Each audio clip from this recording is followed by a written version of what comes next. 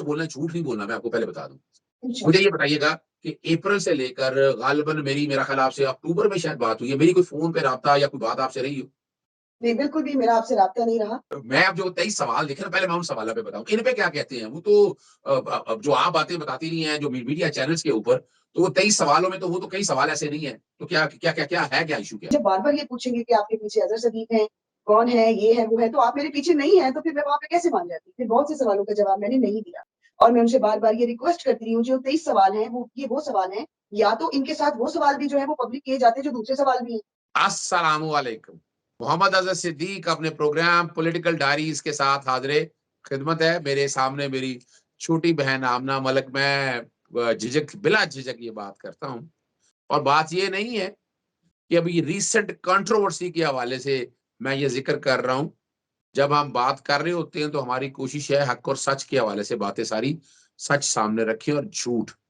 आमना मलिक साहबा एक ऐसी खातून है, मैंने मफादे आमा में, पब्लिक इंटरेस्ट में, ह्यूमन राइट्स में, ये मैं इनको कई दफा ना वन मैन आर्मी भी कहता हूँ। तो ये अकेली औरत, वो ठीक है, इनकी अपनी सिविल सोसाइटी के साथ बहुत से लोग अटैच हैं। मोहतरमा बेनजीर भुट्टो की शहादत ले लें, या और कई काम ऐसे हैं जिन्होंने, मैंने इनकी तरफ से बहुत सी आईनी दरखास्तें भी दायर की हुई हैं। तो इसलिए ये कहना कि मेरा इनसे कोई ताल्लुक नहीं या इनका मेरे से कोई ताल्लुक नहीं है, बिल्कुल गलत होगा। इनके जो हस्बैंड हैं अब्दुल्ला मलिक साहब, मेरा उनसे बहुत प्यार है। मेरे दफ्तर का बाकायदा, आप तो ये तो नहीं कह सकते बाकायदा एसोसिएट है, लेकिन गाहे बगाहे उनका आना रहता है। पब्लिक इंटरेस्ट में बहुत बड़ी जद्दोजहद लगी है, बड़े बड़े माफियाज के खिलाफ जंग लड़ी है, और शुक्र अल्हम्दुलिल्लाह कोई एक उंगली नहीं उठा सकता। मैं बात नहीं करना चाहता था इस मौजू पे, क्योंकि अभी तक मुझे सुप्रीम जुडिशियल काउंसिल की तरफ से कोई नोटिस वसूल नहीं हुआ। सुन रहे हैं, सोशल मीडिया पे आ रहा है, बाकी बातें आ रही हैं, मेरे तक बात कोई नहीं आई। लेकिन आज कोई 23 सवाल, कोई 23 कहते रहे 23 सवाल, वो टिकर चलते हुए देखे, तो बहुत से दोस्तों ने हमें जिक्र पूछा हमसे कि याजर ये क्या बात है। मुझे बड़ी हैरानगी हो गई।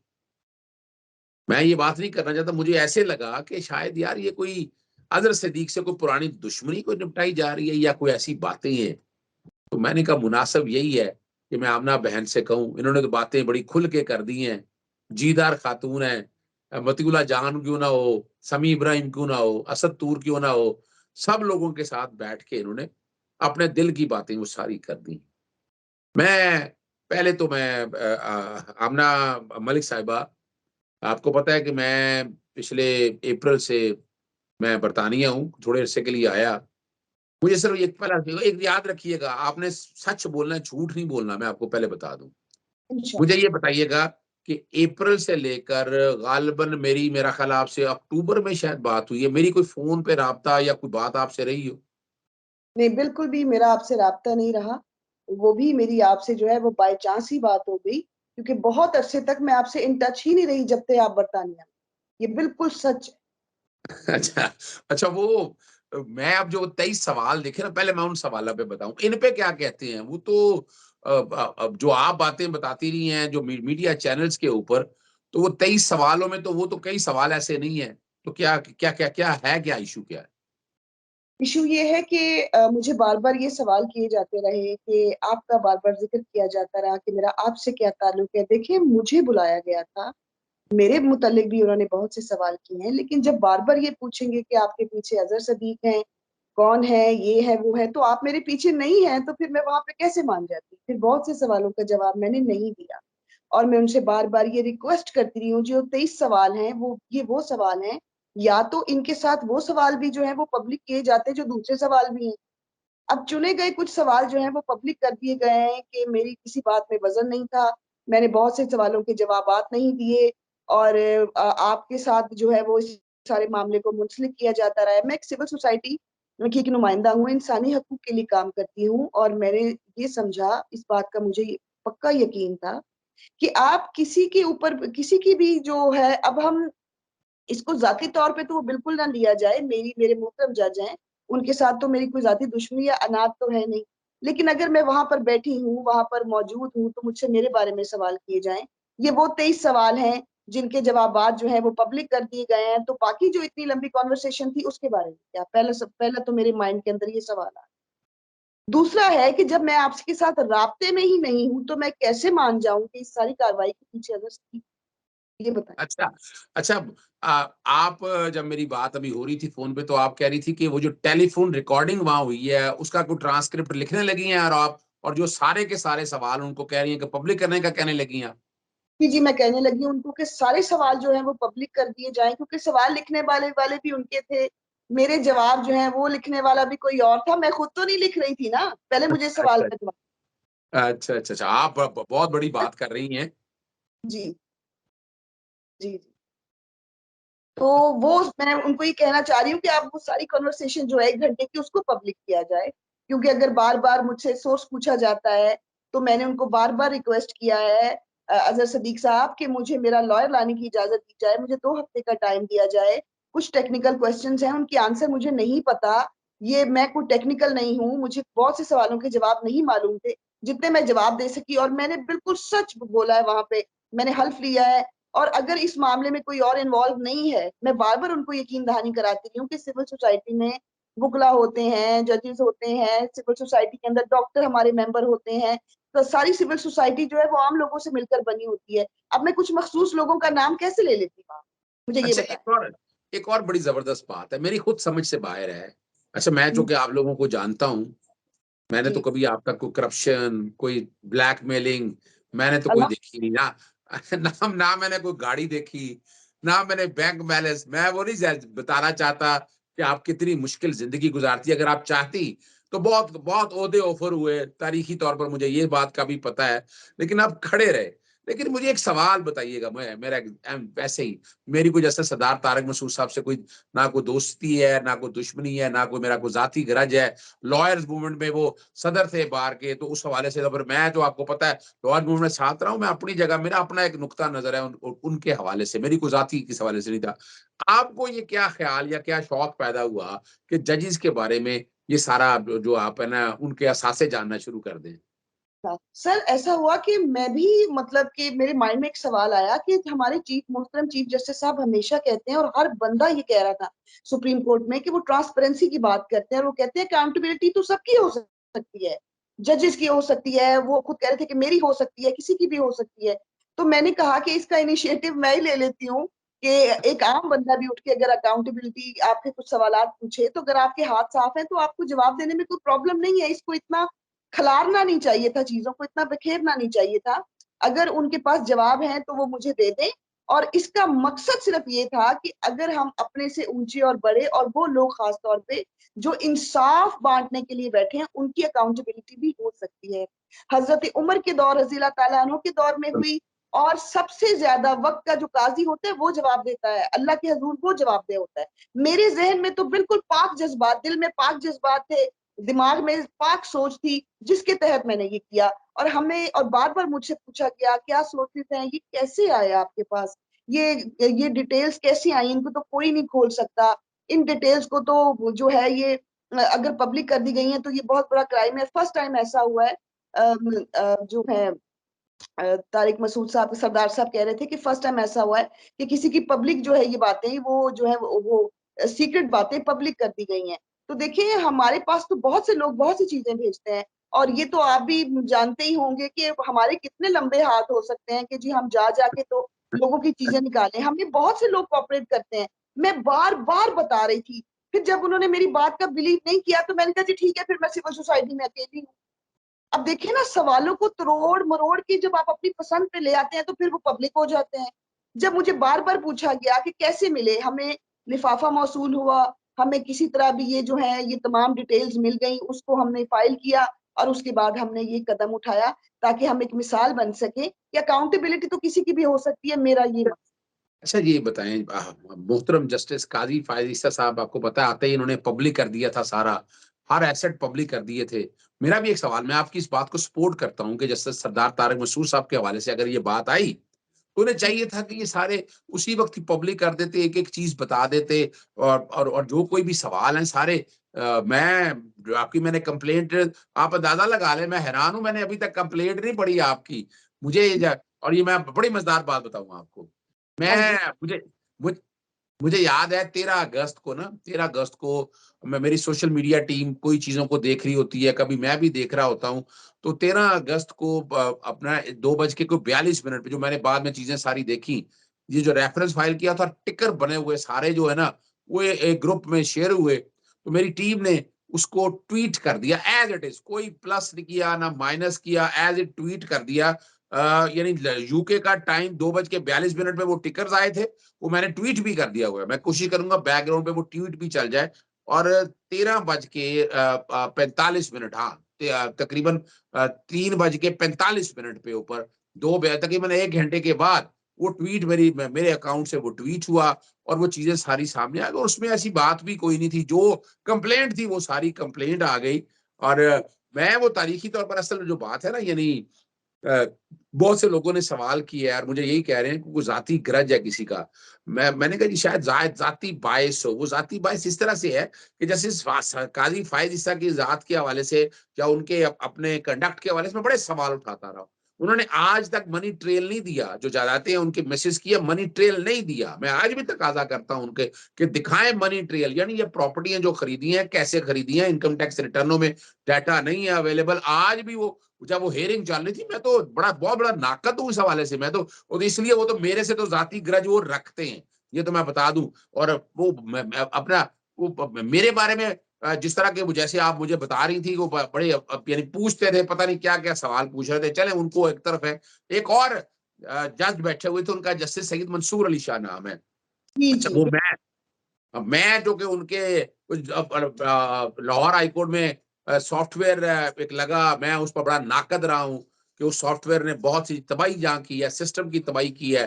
फिर और कई सवालात हैं, जब वो चीफ जस्टिस थे, चीफ जस्टिस के हवाले से बहुत से मामलात हैं जो मैं उठाता रहा हूं। मैं नाकद हूं भाई, मैं पब्लिक इंटरेस्ट करता हूं, ह्यूमन राइट करते हैं, 80% काम मैं मुफ्त करता हूं, और ये मैं सवाल उठाता रहा हूं। वो जो कि इस सुप्रीम जुडिशल काउंसिल के बेंच के अंदर मौजूद थे, उनको तो जाती ग्रज अपने तौर पर या जाती अनाद उनकी मेरे हवाले से हो सकती है। अगर ये कोई बात करनी भी चाहिए थी उन्हें, तो मैं वैसे जब नोटिस आएगा मैं जवाब भी दूंगा। और मैं ये बायस का जो इन दोनों के हवाले से, दो जजेस के हवाले से जो है ना, मैं वाज़ेह तौर पर ये उठाऊंगा, सामने रखूंगा, और ये बात मैं बड़ी वजाहत के साथ मैं सामने रख सकूंगा। मेरा सिर्फ सवाल आपसे ये है कि इस चीज को, और कुछ चीजों का जो लफ्ज कुछ इस्तेमाल किए हैं तारीखी तौर पर, कि मैं ये सवाल उठाता रहा हूं। यानी मिसाल के तौर पर मुझे ये एहसास है इस बात का कि पब्लिक इंटरेस्ट जुडिशियल एक्टिविज्म बहुत हो रही थी।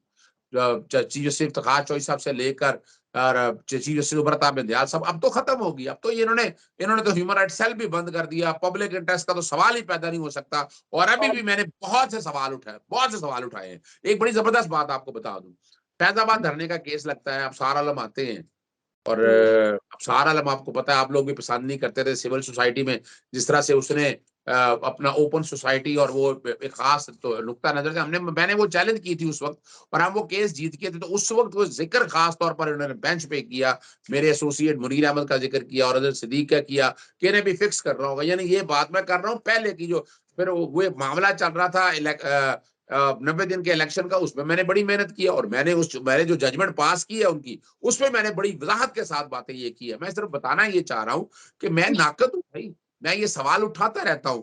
मुझे सिर्फ मेरा एक सवाल है कि वो वहां आप जब ये बात सवाल उठा रहे, तो उसमें एक सवाल का जवाब ये है कि आप वो जो सरदार तारक मसूद साहब ने जवाब आपको उसी वक्त पता नहीं पढ़ाया या नहीं पढ़ाया, आप मुतमईन हो गई थी उसमें, हुआ क्या था वो?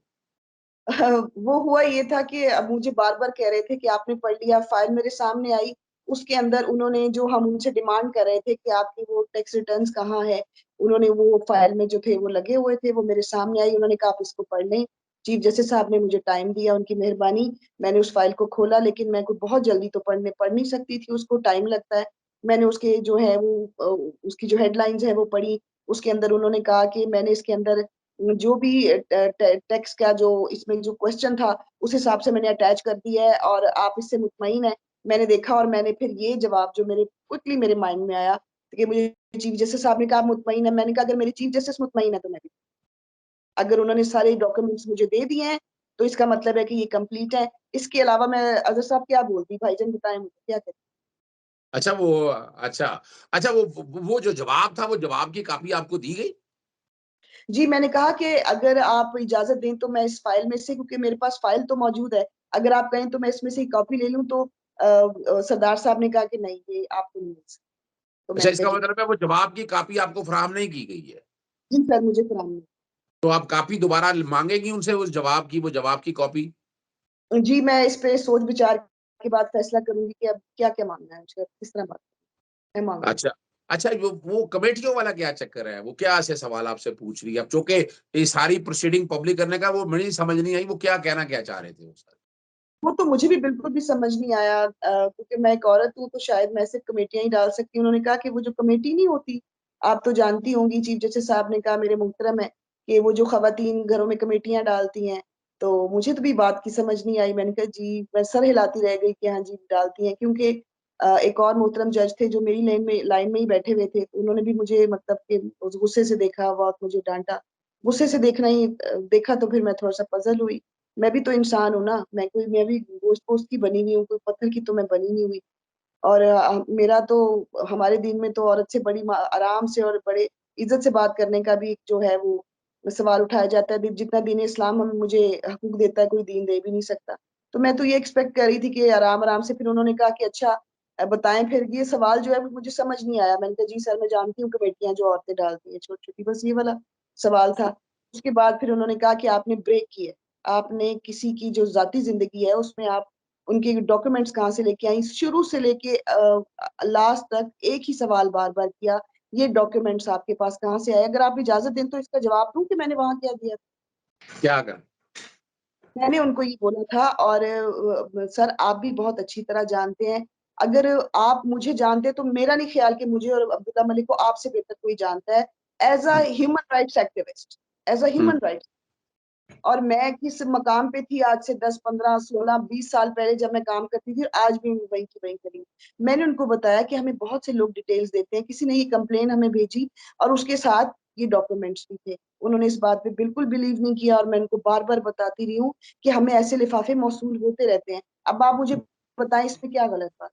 अब मुझे किसी ने नहीं दिए बाय हैंड, मैं खुदा आप असल में ये कहना चाह रही हैं कि जो आपके पास ये कॉन्फिडेंशियल इन्फॉर्मेशन जो आई, आप सोर्स डिस्क्लोज़ नहीं करना चाहती कि किसने दी है? मैं सोर्स डिस्क्लोज़ कैसे कर दूँ जबकि ये एक पैकेट आया था हमारे पास, तो वो तो कोई भी देके जा सकता है। अच्छा, अच्छा, अच्छा, अच्छा। अच्छा, चलें चलें हम इस बात की तरफ आते हैं। तो यानी यानी बुनियादी तौर पे ऊपर आप 1 घंटा जो वहाँ रही हैं, 1 घंटे में क्या ऐसा था? वो सुना है कोई पता नहीं कोई इंसल्टिंग बिहेवियर था, पता नहीं आपने क्या वो मुख्तलिफ चैनल्स पे जो आप अपना समी इब्राहिम के साथ या मतीउल्लाह जान के साथ या सतूर के साथ आपने वो क्या लफ्ज़ क्या हुआ क्या था वो? बता सकेंगी?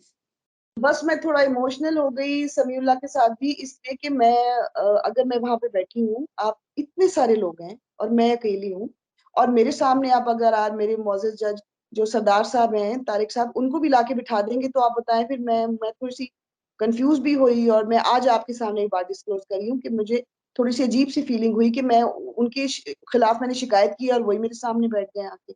उन्होंने फाइल खोली और जो मेरी कंप्लेंट थी वो पढ़ना स्टार्ट की। क्योंकि चीफ जस्टिस साहब ने मुझे कहा कि आप रेफरेंस पढ़ें अपना, मैं कहा जी मैं तो अभी अपनी फाइल नहीं लेके आई हूँ। उन्होंने कहा कोई बात नहीं, यहाँ पे मौजूद है, आप पढ़ें। तो वो भी मेरे सामने थे, थोड़ा ये भी, और उसके बाद उनके कुछ टेक्निकल क्वेश्चन्स से मैं उनके आंसर नहीं दे पा रही थी, जो कि एक लॉयर दे सकता है। उसके बाद फिर नहीं, उनका ऐसा में आपने वकील क्या कहा कि मुझे वकील करने दिया जाए? मैंने कहा जी मुझे 1 हफ्ते या 2 हफ्ते का टाइम दे दें, मुझे नेक्स्ट टाइम बुला लें, मैं अपना लॉयर लेके आऊँगी और आपके तमाम सवालों के जवाब। अच्छा, अच्छा, अच्छा, अच्छा। ऑर्डर किया था कि आप आ जाएँ, तो सर मैं आपका ऑर्डर कैसे टाल सकती थी? आपने बुलाया और मैं आ गई। ये जवाब। नहीं एंड में क्या कहा जो आप वो जो इंसल्टिंग लफ्ज़ आपने वो क्या लफ्ज़ इस्तेमाल की? जाने नहीं दूँगी या पता नहीं क्या लफ्ज़ था? कहाँ भेज देंगी? क्या कहा था कोई ऐसा? मुझे सर कहा था कि आपको पता है कि यहाँ से आपको कहीं और भी भेजा जा सकता अच्छा यहाँ से कहीं आपको और भी भेजा जा सकता है। है, भेजा जा सकता है, और फिर मैंने उनको सिंपली ये बोला, मैंने कहा सर इतने लोग गए हैं, मैं भी चली जाऊँगी, कोई बात अच्छा, अच्छा। चलें, चलें। हमारा मकसद किसी की इंसल्ट करना नहीं है, किसी के साथ मिसबिहेवियर नहीं करना है, सिर्फ़ बातें क्लियर करना थी। आपका बहुत शुक्रिया, आपने बड़ी वज़ाहत और मैं शुक्रगुज़ार हूँ आपका कि हमारी सोसाइटी में कुछ ऐसे लोग हैं, जो ना ब्लैकमेल होने के लिए तैयार हैं, ना ब्लैकमेल करने के लिए तैयार हैं। आप उनमें से हैं, मैं जो कि पुराना जानता हूँ आपको और बहन अल्लाह ताला आपको ज़िंदगी और सेहत दे। जब इंसान किसी तरफ निकलता है, जब वो कोई एक स्टेप लेता है ना, तो आपकी पॉजिटिविटी देखे ना, मैं जो सच बात है, यानी ये हकीकत है कि मुझे तो इस हवाले से दादा जितना भी मुझे तो दादा 13 अगस्त को हुआ जब मेरे टीम के हवाले से जब ट्वीट सामने आया, और वो ट्वीट अमूमन मैं तो पता नहीं मुझे हैरानगी हुई, एक इन्फॉर्मेशन आई, अब इन्फॉर्मेशन कौम के सामने रख दी, और इन्फॉर्मेशन उससे पहले जस्टिस काजी फायजी साहब, मैं बड़ी मजेदार बात बताऊं, जस्टिस काजी फायजी साहब जब रेफरेंस का शुरू हुआ तो खत बाहर आ जाते थे, वो खत बाकायदा चलते रहे, सुप्रीम जुडिशल काउंसिल की हियरिंग की पूरी डिटेलें चलती रही, सारा कुछ। मैं तो हैरान हूं कि अभी आज तक कोई रेगुलेट करने का रेगुलेशन नहीं बनाए, कोई रूल नहीं बनाए, इसमें पता नहीं क्यों परेशानी हो गई इस बात वो। अगर किसी की दिल आजारी होती है तो बंदा डेफिनेटली माल रखा होता है, लेकिन इंटेंशन कोई ऐसी नहीं है, मकसद सिर्फ इतना है कि अकाउंटेबिलिटी आए। उनकी अकाउंटेबिलिटी में मैं तो इतना अच्छा मतलब मेरे माइंड में था कि अगर कोई मेरी तरफ देखे और जो मैं करने जा रही हूँ, ये तो मैं एक स्टेप उठा रही हूँ हर उस आम आदमी के लिए जो कि समझता है कि किसी की भी अकाउंटेबिलिटी हो सकती है। सर, मैं अपने आप को पेश करती हूँ अकाउंटेबिलिटी के लिए, आपके तवज्जुह से मैं अपने आप को पेश करती हूँ। अगर मेरे हाथ साफ है तो मुझे घबराने और डरने की कोई जरूरत नहीं है। मेरा सफर इस पाकिस्तान का हर वो आम आदमी जानता है जो मेरे जैसा है। मैंने जी किस बिल्कुल। तरह और आपने जो डिस्क्राइब किया उसका बहुत शुक्रिया। मैं एक आम औरत हूँ, मुश्किल जिंदगी गुजारती हूँ, लोग हमें किस नजर से देखते हैं। एक चीज मैंने कमाई है और वो एहतराम है, और मैं किसी से नहीं डरती खुदा की जात के सिवा। और मैं अपने मोअज़्ज़ज़ जजेस का, अपने चीफ जस्टिस का दिलो जान से एहतराम करती हूँ। वो वक्त के काजी हैं और उनके ऊपर बहुत बड़ी बड़ी जिम्मेदारियां आयद होती हैं। मैं तो ये समझ, उस वक्त मुझे यही लग रहा था मैं दरबार में बैठी, यकीन कीजिए, मैं दरबार में। अच्छा, चले चले। अच्छा, बड़ी जबरदस्त बात आपने की है आमना साहिबा। एक बात और मैं तारीखी तौर पर बता दूं कि यहाँ कई जजों के अगेंस्ट रेफरेंस आते रहे, रेफरेंस अखबारों में, टीवी में, सोशल मीडिया पे चलते रहे, और ये जो मैंने 13 अगस्त को जो जो ट्वीट किया था, मेरी टीम ने जो ट्वीट किया था, वो बाकायदा हम न्यूज या बाकी जगहों पे भी आया था, पब्लिश भी हुआ था।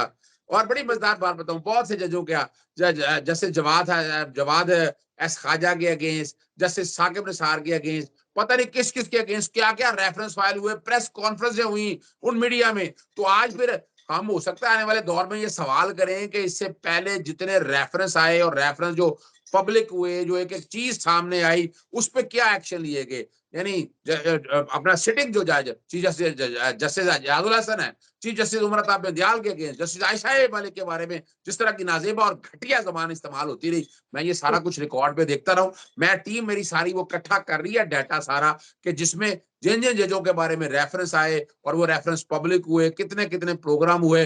जरा मैं भी चाहूंगा कि आइंदा वाले दौर के अंदर, अच्छा है वो मेरा तो ट्वीट का जवाब तो मैंने दे ही देना है, लेकिन मैं अब ये सवाल अगर ये उठा है तो ये सवाल अब सारा कौम के सामने आना चाहिए कि क्या कुछ करना है, और क्या इस बारे में मैं तो कहूंगा कि जुडिशल कमीशन बनाया जाए, और वो ये सारे आज तक जितने रेफरेंस आए, जो कुछ सामने हुआ, वो कौम के सामने है। और बल्कि आपने जो एक बात कही है कि तमाम जजेस को अपने असासे डिक्लेयर करना चाहिए, और जवाब जब आएगा तो मैं वैसे गुजारिश कर लूं, वो जवाब अगर आता है जैसे अपना तारक मसूद साहब को, मुझे वो कापी दे सकेंगी या आप नहीं देंगी, जो कि प्रिविलेज डॉक्यूमेंट होगा। हाँ जी, वो मैं फिर फैसला करूंगी और आपको मुतला करूंगी।